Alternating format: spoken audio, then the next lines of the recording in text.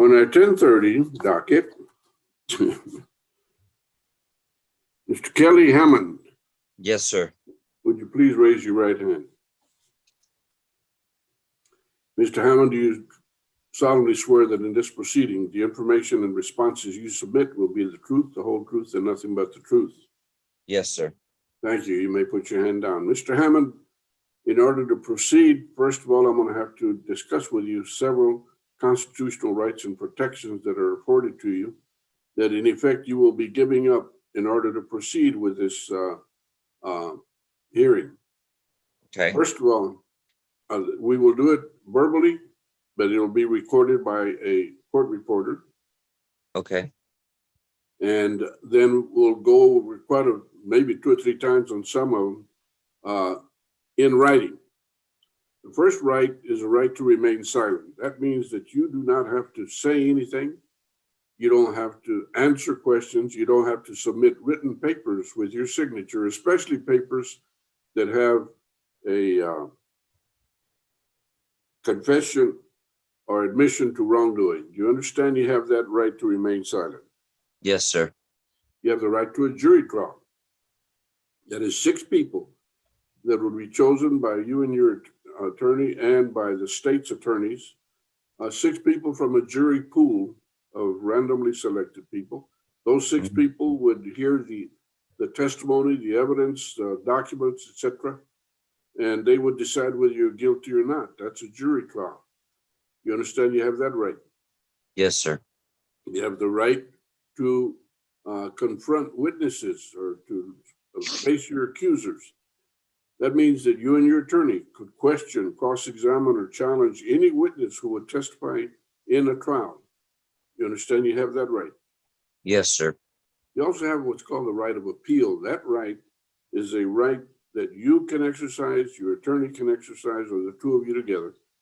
You have to follow the time limits and use the appropriate paperwork. That right would be to demand that a higher court review the official record, which is being taken by a court reporter. You'll review the official record, the evidence, the results in this proceeding. That's called the right of appeal. You understand you have that right? Yes, sir. You also have a right, and by the way, the state has a separate right themselves to demand that this proceeding be in an open public courtroom. This proceeding is being done by video conference because of the COVID pandemic, and it is being streamed on YouTube. It is in the public realm or domain, but it is not in the public courtroom as required by law. In order to do that, you have to give up that right to demand a public hearing. Do you understand you have that right? Yes, sir. Those 5 rights that we just discussed, you give those up in order to proceed and enter a plea. Is that understood? Yes, sir. All right. Now I'm going to show you some paperwork, the documents of this proceeding. Those documents, pretty well all of them, with one exception perhaps, will start off at the top of each document with what I call identifying information. In your case, this is cause number 657490, the state of Texas versus Kelly Warren Hammond in County Court of Law number 5, Bexar County, Texas. Now, then the title of the particular document, in this case, the title will be, on all the documents, the title will be in bold print, all capitals. This particular document is the state's consent to video conference. What that is that, as I mentioned a while ago, the state and you have the right to demand a public courtroom hearing. This document is signed by Andrew Harris Edelman on behalf of the district attorney's office, agreeing to the video conference. The document now shown to you has the same identifying information. That then the title here is Discovery Acknowledgement. There is a law called Article 39.14 of the Code of Criminal Procedure. That is a Texas law that requires that the state's prosecutors make available and acknowledge to you the documents, receipts, papers, videos, whatever is involved in this case that is relevant. Such documents and materials are necessary for you to make an informed and intelligent decision. Is that clear? Yes, sir. This is signed by your attorney and the state's attorney saying, yes, this law has been obeyed. And then all these documents that I'm showing you will be part of the record of this matter. Now, the next document here is, again, identifying information. This was called defendant's consent to video conference. That's yours. That's where you're saying video conference is okay. You see the signature, yours and your attorney's. Yes. Now I'm showing you another document, a separate one. This one, identifying information. This one says defendant's waiver of constitutional rights and court's admonitions. Mr. Oltersdorf, did you and Mr. Hammond review this document carefully? Yes, Your Honor. Now, Mr. Hammond, you heard your attorney.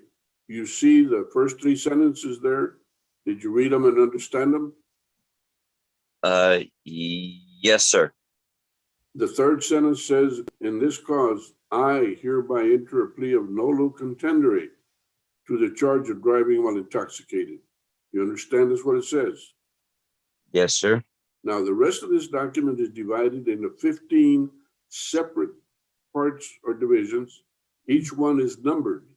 The very first one there is the range of punishment. What is the punishment for the offense that they're charged with? There's a vertical stack of little boxes next to each one, a different type of range of punishment. What's the first one say? The one that's checkmarked. Do you see it, Mr. Hammond?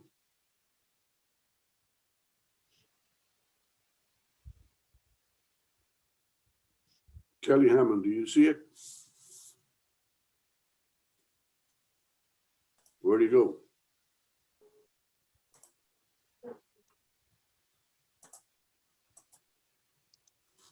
Hmm.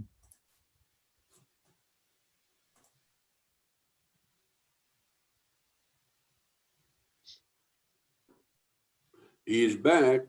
Okay. Sorry about that. I'm sorry. I punched something. Don't worry about it.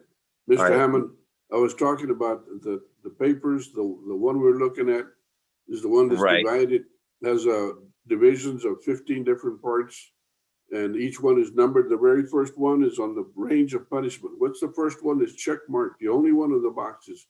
What does it say is the range of punishment for your offense? $0 to $1,000 fine and 72 hours to 180 days in jail.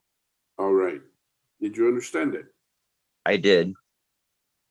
All right, number two, right, talks about the rights again. Jury trial, cross-examination of witnesses, silence. Have you ever been given or taken medication for mental health issues? No, sir. All right, have you ever been involved with a sex offender registration program? No, sir. All right, where were you born, sir, for the record? I was born in Kingsville, Texas. All right, the court's papers will reflect that you are a U.S. citizen. Do you have any questions about this document? No, sir. All right, you and Mr. Oltersdorf have signed it too, is that correct? Yes. All right. Now, the document you're being shown now, this is my certification of defendant's right of appeal. Okay. The identifying information, then it's got a vertical stack of little boxes. Each one says something different about the right of appeal. Mm-hmm. Number 5, the 5th box from the top. It is now shown to you at the top of the screen. I am certifying to you that this is a plea bargain case. You know, you made a deal. The defendant has no right of appeal. Now, for the record, I need you to understand that the deal you make with the state is not binding on me as a judge. I am required to say yes or no to the deal. I can accept it or I can reject it, and that's it. I can also give you any punishment within the range of punishment, even if it's heavier than what you agreed to. But if I reject your deal or give you a punishment greater than you agreed to, then the law would allow you to start all over again. Is that clear? Yes, sir. This document that we're reviewing, you and your attorney have signed, is that correct? Yes, sir. All right. Now, what you're being shown now is another different, or rather a different document. This one is titled Application for Deferred Adjudication. Did you review this carefully with your attorney? Yes, sir. Did you understand what you were telling me and committing to by signing this? Yes, sir. All right. I want you to understand something clearly. Mm-hmm. Your nolo contendere plea will be taken by this court as a guilty plea, and it is sufficient for me to convict you based on that plea. However, I will honor the agreement that's been made, but you need to understand that deferred adjudication, if you live up to 100% of the conditions of supervision, then this charge will be dismissed, and under Texas law, you have not been convicted of it. Okay. If you fail or refuse to live up to 100% of the conditions, then the state will ask me to give you official notice, bring you in for a hearing at which I can enter a final conviction that will follow you the rest of your life. Mm-hmm. If that happens, then you're looking at 100% of the range of punishment, all the way to $2,000, from 0 to 2,000 fine, and jail from 72 hours to 180 days in jail. Is that clear? It is. Now, the conditions of supervision, those will be read to you. You will sign them, and you will have a copy in your hands. So there will be no question that you knew exactly what the conditions were. Clear? Clear. All right. So now we're going to take a moment, reload the computer. We're going to put in the plea agreement, but right now, the personal data sheet that I need to assess punishment. Now, you work at La Focaccia Italian restaurant? Yeah. Down All in the right. King William district. Okay, right there at the corner of Presa and Alamo. Yes, sir. I'm familiar with the place. Mr. Hammond, your wages are $213 per hour, but what is your total income monthly? It's a little hard to say because I just started a month ago, so I'm Mhm. still in training right now. Waiter wage obviously in Texas is $2.13 plus tips. But Right. because I'm in training, I'm getting paid minimum wage right now until I get out of training. But once I'm out of training, it goes down to $2.13 an hour plus tips. So I don't know how All it's right. kind of hard for me to kind of answer that, you know. All right. Right. You have, there you go. Your marital status, you're going to have to finish this document up. You did three references, marital status. Are you married, single, divorced? I'm single. All right. Any children, dependents? No, sir. All right. And do you have a vehicle? Did you serve in the military? I do not have a vehicle, and I did not serve in the military. All right. Now, you're still under oath. You were arrested, allegedly DWI. That means you were Mhm. driving a vehicle. Where is that vehicle? I was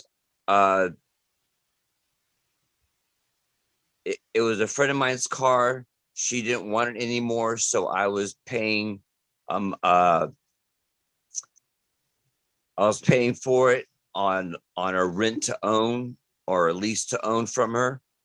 Um and so she has the car now. Like she took it back out when I had the accident, she took the car back and took it to the insurance because I was on her insurance because I was the one driving it. But I was paying her every month on the 15th. I was paying her $320, which included the car payment and full coverage insurance. But when the DUI happened, she took the car back and she has the car now. All right. So I no longer have a vehicle, unfortunately. All right. I'll have to address that when we talk about the punishment matters. All right. Okay. Mhm. Before me, I have what's called a plea agreement. The identifying information is, again, your name, case number, but it does not show the court number. The only distinction between that and the others. The first two boxes you see there will be marked by my staff. The Okay.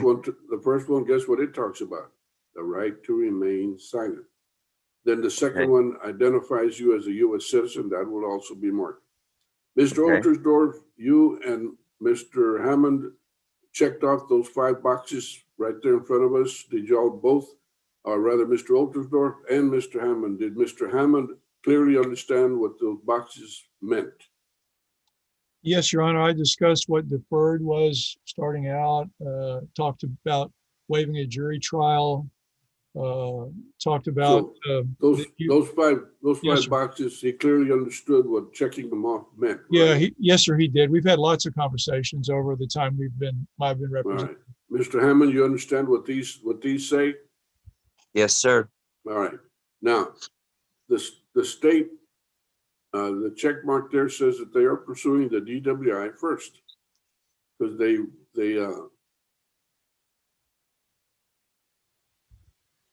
that is the understanding in the agreement. To that charge of DWI first, how do you plead, sir? Officially. I mean, guilty, I guess. I mean, Kelly, we checked off no contest. oh, no contest. My apologies. That's all right. I understand how that goes. For the record, the plea is no contest or nolo contendere. Now, but just to remind you, a no contest plea in this court is taken as a guilty plea. Now, I do order you to present yourself within 7 days at the offices of County Court Law Number 5 to provide a thumbprint for the documents as required by the Code of Criminal Procedure. Is that understood? Yes, sir. Based on your plea of nolo contendere, is this not a deferred? This will be regular probation then, Your Honor. We've been back and forth on that, so we'll go with. All right, I had seen probation. Yes. Don't the documents say deferred up? Yes, sir. That's a mistake in the middle of all the talking. Is that okay, Kelly, just to be on regular probation now? Mr. Edelman?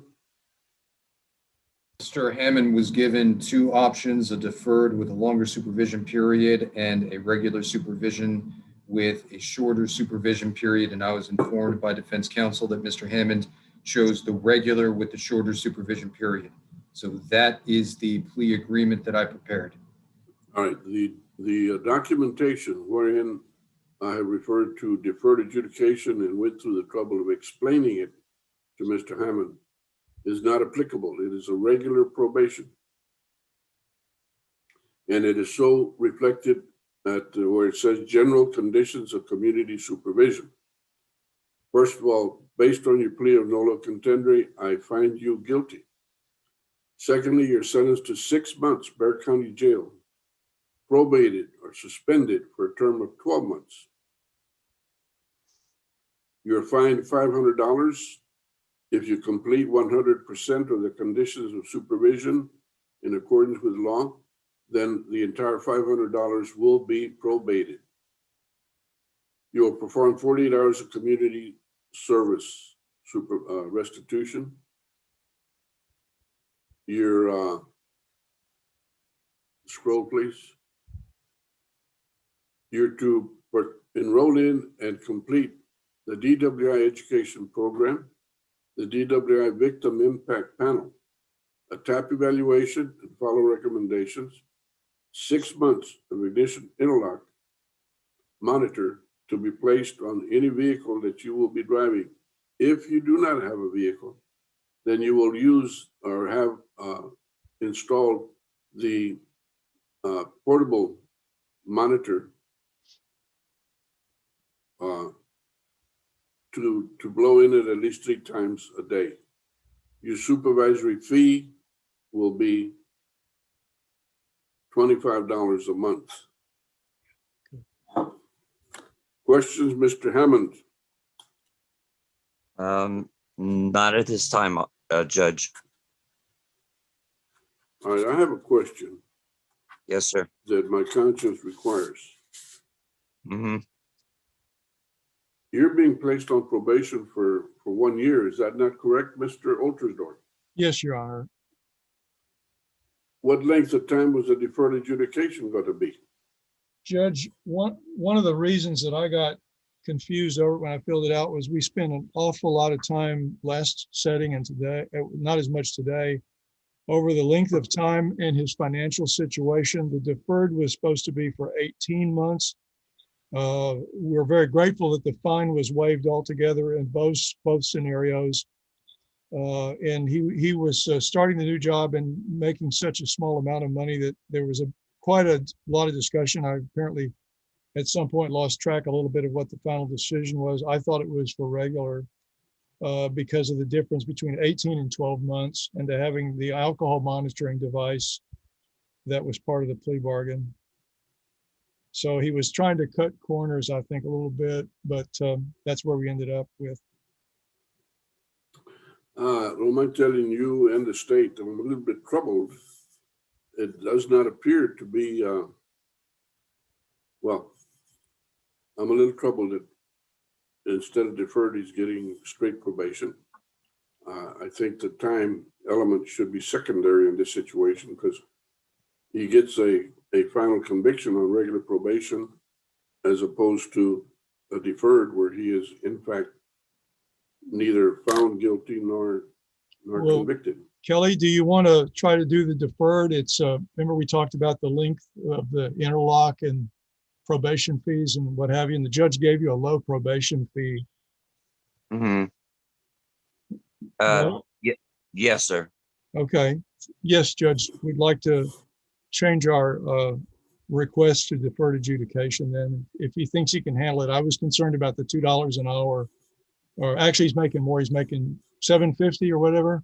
Is that what you? Yes. Yeah. I think it's $7.25 an hour, but like I said, once I'm out of training, it's $2.30 an hour plus tips. So, Okay. you know,